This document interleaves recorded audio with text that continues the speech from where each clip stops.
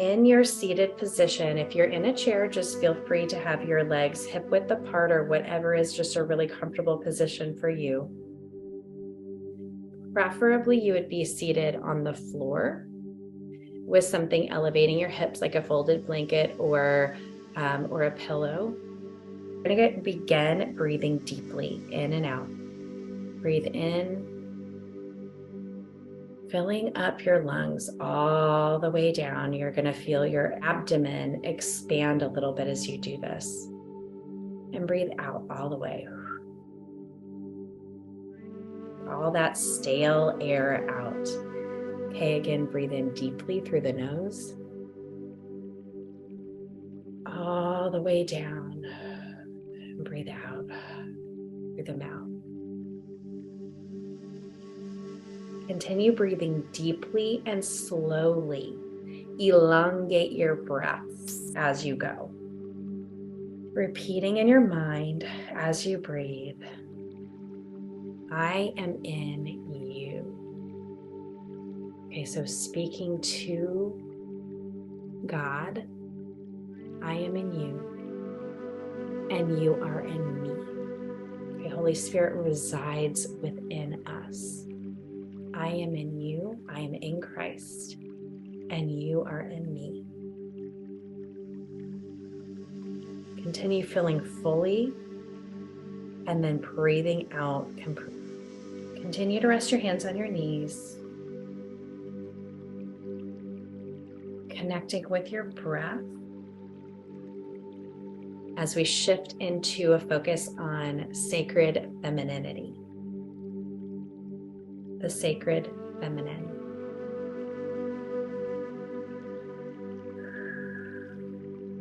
In Genesis 3:20, we read this: Adam named his wife Eve because she would become the mother of all living.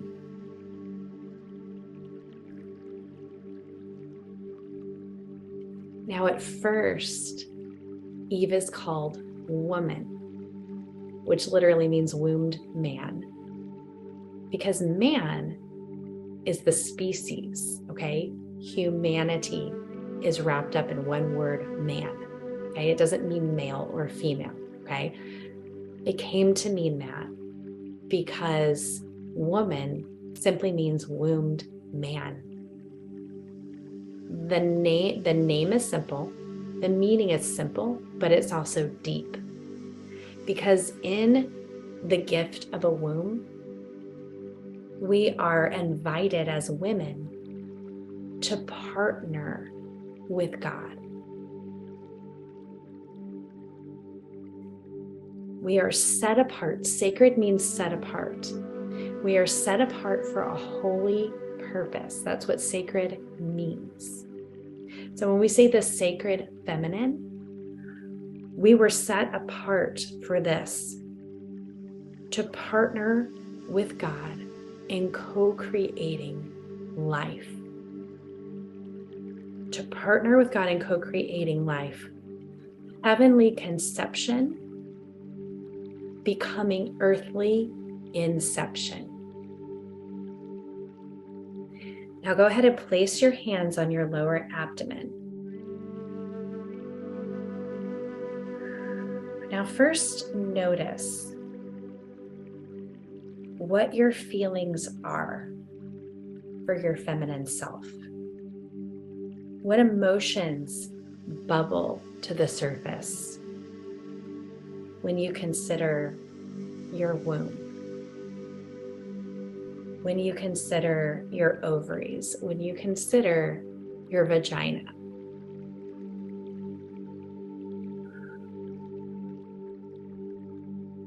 In what ways have these sacred parts of you been violated? We all have a different story, but we've all been violated in some way, and that's because there is an enemy who absolutely hates life, and he has a special hatred for women because of our partnership with God in bringing life.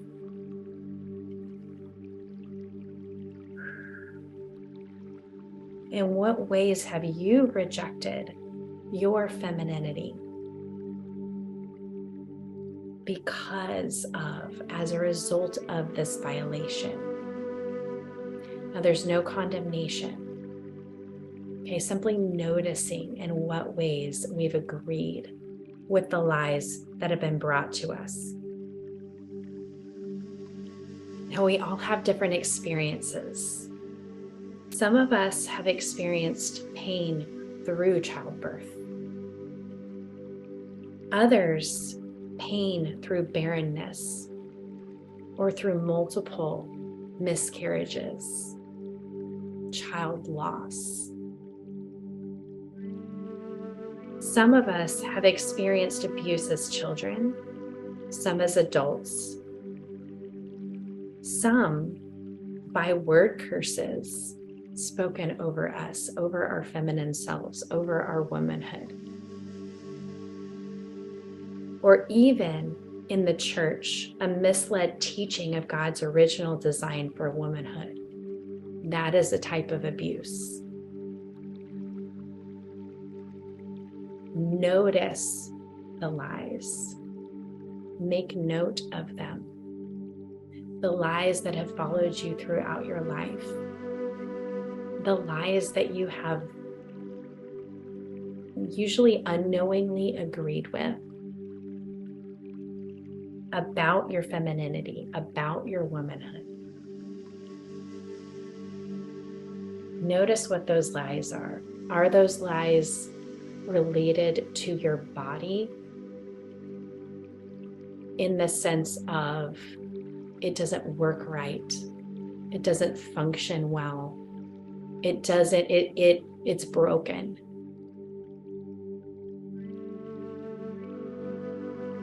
Or maybe sometimes it feels like it turns against you. Maybe you've had a hysterectomy and you've removed parts of your feminine body in that process. And maybe the lie is that you are no longer fully a woman.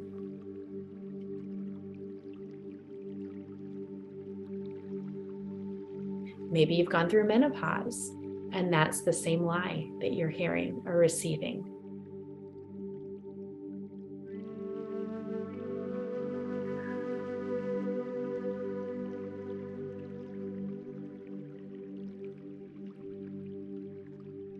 Maybe the pain that you experience during your monthly cycle comes with feelings of betrayal.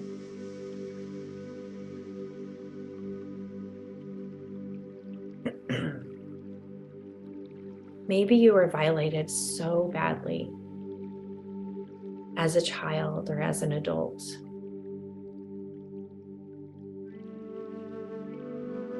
that you completely shut down your affection for your femininity in protection of yourself, your mind, and your heart.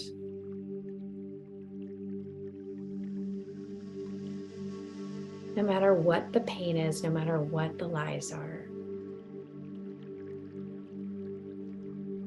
you have a gentle father, a gentle father's heart, a gentle mother's heart in God.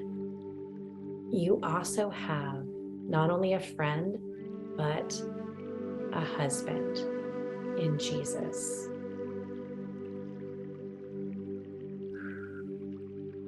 I see right now him placing his hands over your hands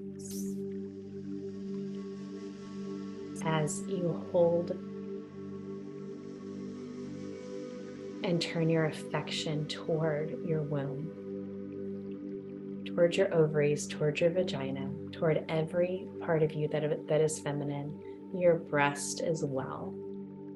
Come into play here. And now I see his hands are under your hands. And he's calling you, inviting you to turn your affection, your love, toward the part of you that has been attacked and violated since birth. because of the sacredness of your femininity.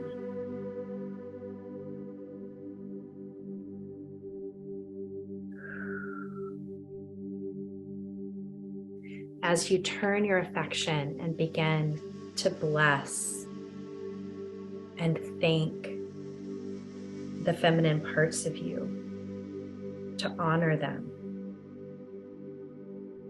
as you turn your heart toward that, hear this scripture. This is Isaiah 54, 1-5. Sing, O barren woman, you who never bore a child.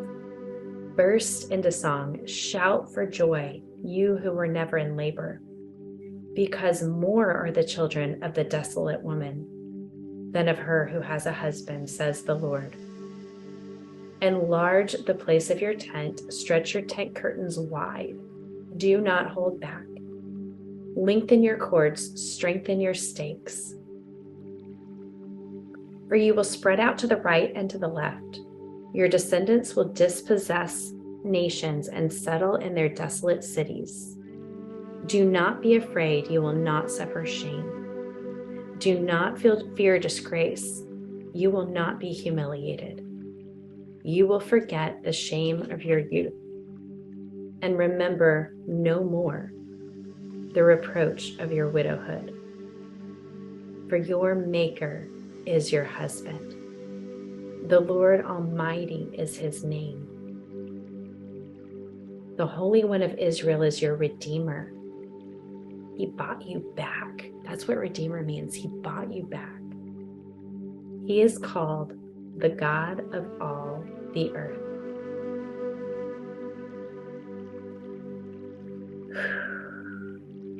Now I want you to say out loud, speak over your feminine parts, your feminine body, your feminine self. Any ways that you have agreed with the enemy, I'm so sorry. I'm so sorry that I said that I wished you weren't even there. I'm so sorry that I didn't honor you, that I didn't honor the partnership. I'm so sorry I believed I was cursed rather than blessed.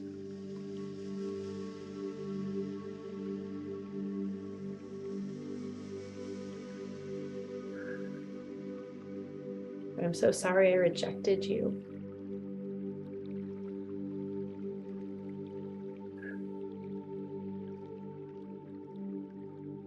I'm so sorry that you were violated.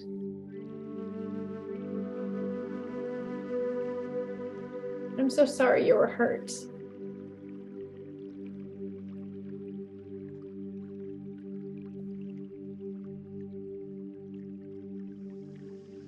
I'm so sorry about the times you weren't protected fully. And I'm so sorry about the times I didn't recognize when you were.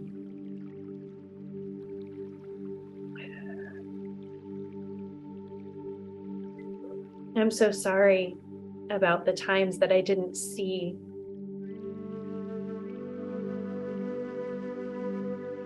that heavenly conception becoming earthly inception isn't always physical. And that I rejected my womanhood. I'm so sorry about the times that I wished I wasn't a mother. I'm so sorry about the times I didn't recognize when I was.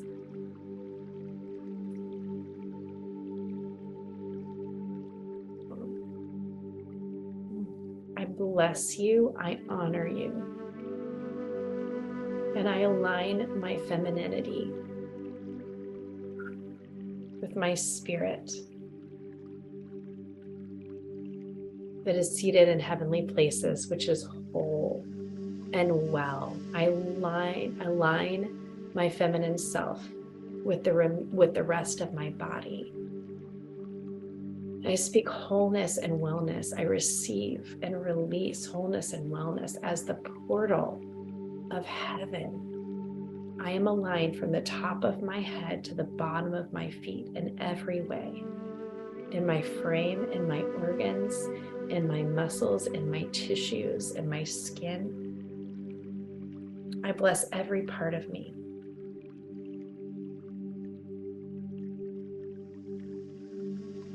I forgive those who were responsible for violating me. I release them from my judgment. I bless them into redemption and into new life and new levels with God. I forgive myself for any ways that I've partnered with or agreed with the lies related to my sacred femininity. I love myself, I bless myself, and I release all judgment against myself.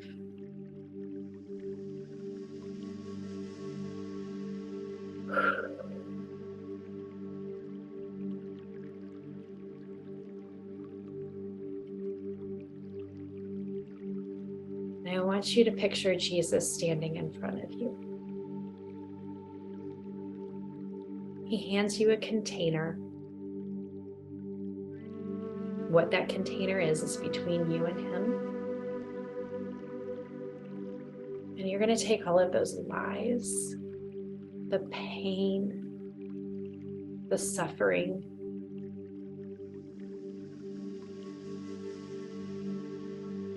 the regret, the rejection,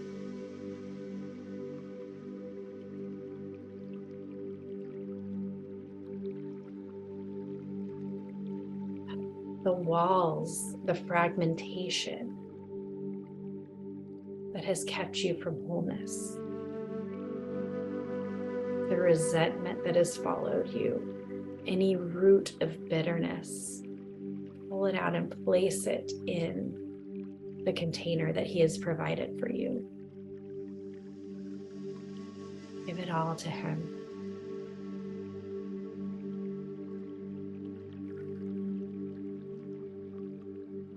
Now watch what he does with it. It's going to be different for each person. For some, he tucks it away. For others, he releases it. For some, he chucks it into the sea or burns it up.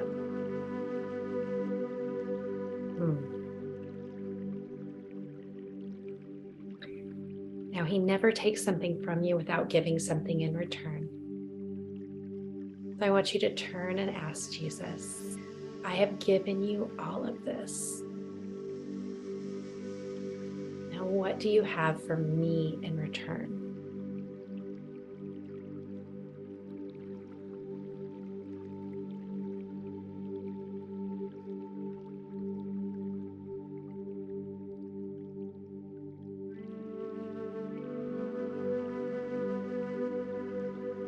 Might be a word, might be something you see, might be a feeling,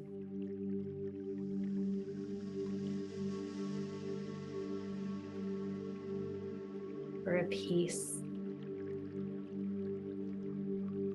or an object.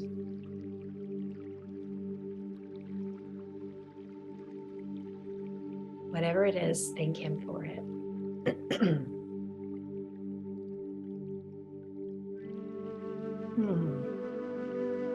Right, give him one more hug. And you can stay there if you'd like.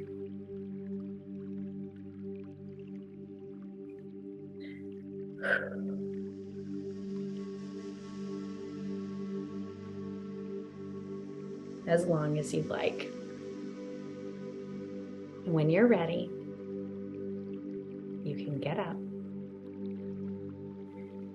and feel the refreshment. And I cannot wait to hear what your experiences were in the releasing, in the receiving, in the blessing.